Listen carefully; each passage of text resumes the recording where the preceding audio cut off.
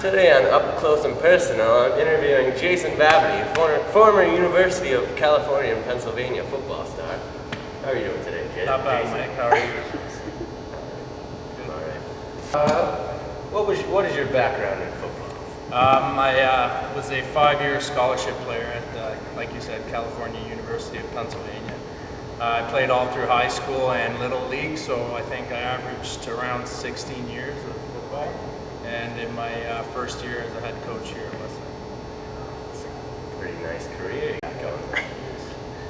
Hopefully position will keep going. I played offensive line my whole life. I played some defensive line when I was in grade 9 and 10. Defensive line will help us with what we're talking about today. Yep. Tackling. As a football coach, what are the most common areas that you see in tackling? During tackling, usually a player right off the bat wants to put his head down, and that's sustain serious injuries to your neck. Why is that? You could get a form or degree of whiplash. You could strain your neck or even at times break it. I've seen players break their necks on the field. It's not a pretty sight. Along with putting your head down when tackling is known as spearing, which is also a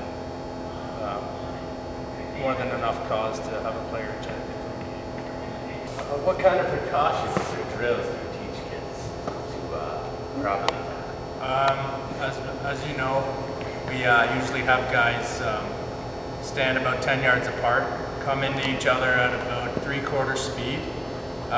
One player would have his hands above his head and the other player would be going through the motions of form tackling. And what I mean by form tackling is sinking your hips low so that your thighs are parallel to the ground. Once again, having your head tilted back so that your face is always in the player's chest and exploding right through the waist of the other player. Is that how you properly break down the tackle? Yep, and then as the year goes on, or as the days go on, or practice goes on, you eventually graduate to full speed and then have the players explode into each other, practicing tackling so that it becomes second nature and you don't have to think about it in a game situation. How about we step over here so you can show me how to properly tackle? Let's do it.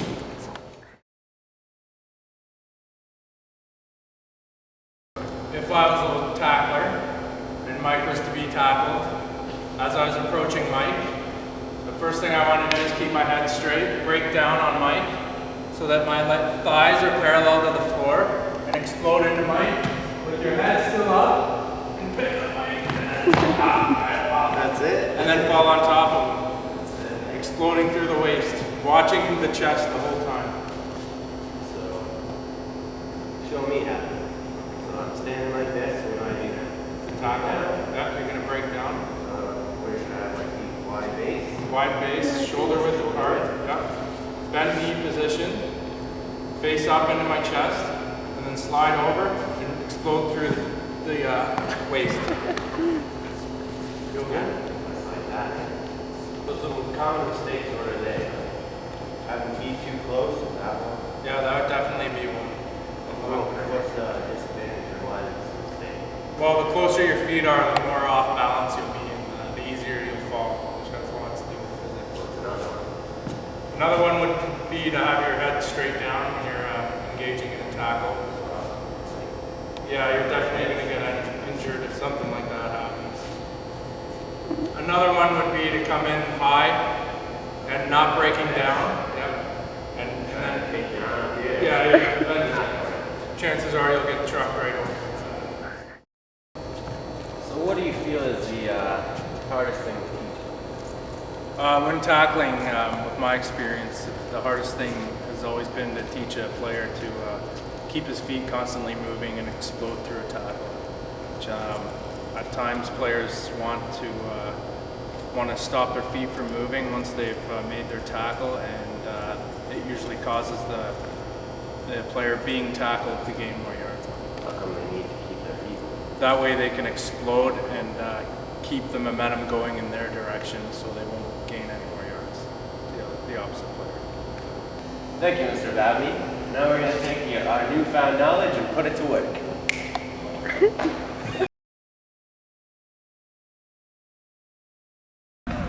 I'm Michael Reid, and I'm going to teach you how to do some proper tackling. And some improper tackling. Before you can tackle, you need to learn the basic football stance. Your feet shoulder width apart, your hips low, sink your hips, so your center of gravity is low, your back flat, and your head up. The reason for this is so you have lots of stability, your center of gravity is low, and you have a wide base. Examples of improper football stances are ones with feet where base of support's too narrow, your back not straight in an arched position, your knees not bent, so your center of gravity is too high, and your head down. These are all improper football stances. So now that we know the proper football stance, we can get to some tackling. Alright, so now we can demonstrate proper tackling. You get in your football stance, start coming at me. As you're coming to make a tackle, you want your head on the ball side. You want to come in low base, shoulder, hip, or thigh region, arms wrapped around legs, and then explode with your legs. Another key component of tackling is getting into the receiver as close as possible.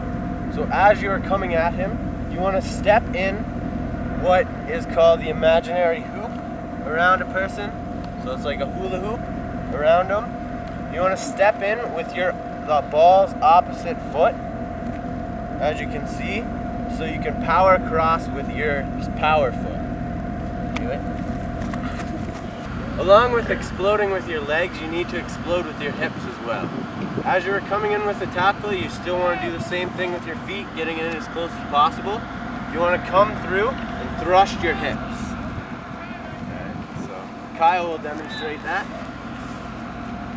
Comes in, makes contact, and thrusts with his hips. Along with the legs and hips, you also need to explode with your arms.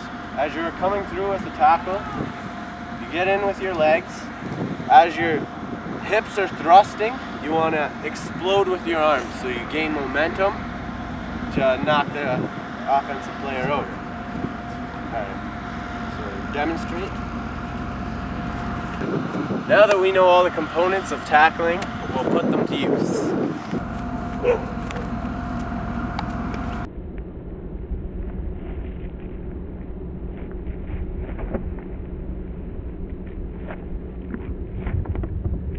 Now that we've discussed proper tackling, we can take a look at improper tackling and how to correct it. We'll now look at why having a wide base of support is so important and the negative effects of having a narrow base. Mike has a narrow base of support. You'll see that he's easily pushed over, but if he widens his base to shoulder width, I can't push him now, see? He's nice and sturdy. Along with base of support, another key aspect of tackling would be your center of gravity. See, Mike right now has a high center of gravity, so if I try to push him, it's easy to push him over. He has no explosiveness. He can't explode through his legs or anything. If I was to go lower it like this, I'm more sturdy, and I also have a lot more power coming from my legs and back. Next, we'll look at the importance of having a straight back and your head up when you're tackling. See, what Mike's doing now is improper. His head's down and his back is slanted forward. Not only can you not see the ball carrier when he's coming at you, he's just going to throw you down. It will also lead to injury because his neck is down. So he's going to run, not good on the neck, not at all. In order to correct this improper stance, it's important to teach your players to sink their hips, like so, and have their head cranked back. This way, when they see a defender or a ball carrier coming at them, they can react to where he's moving, and it prevents injury.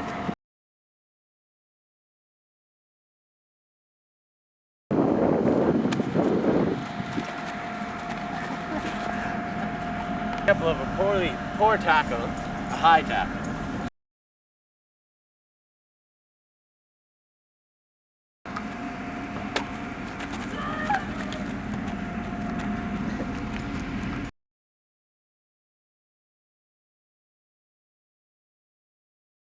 How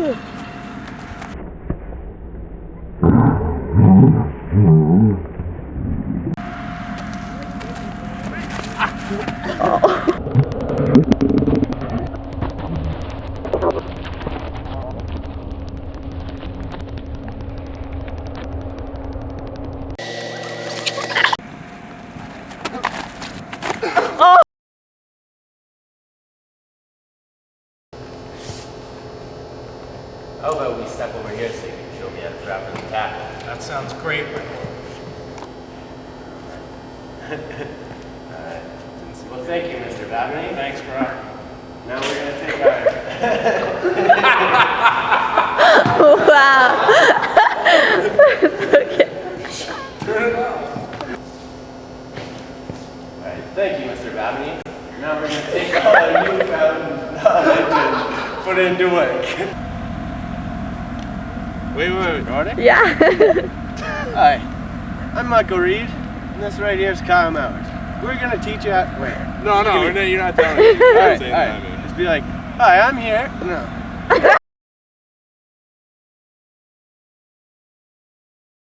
Recording? Yep. Can you see his feet? Yep. Wait. Recording? Yeah. Yeah. You recording? Examples of... Are you recording? Yep. Are you recording? Yep. Along with the legs and hips, are you recording? Yep. I wasn't sure. Whenever you're ready. What the hell did I just say? That was horrible.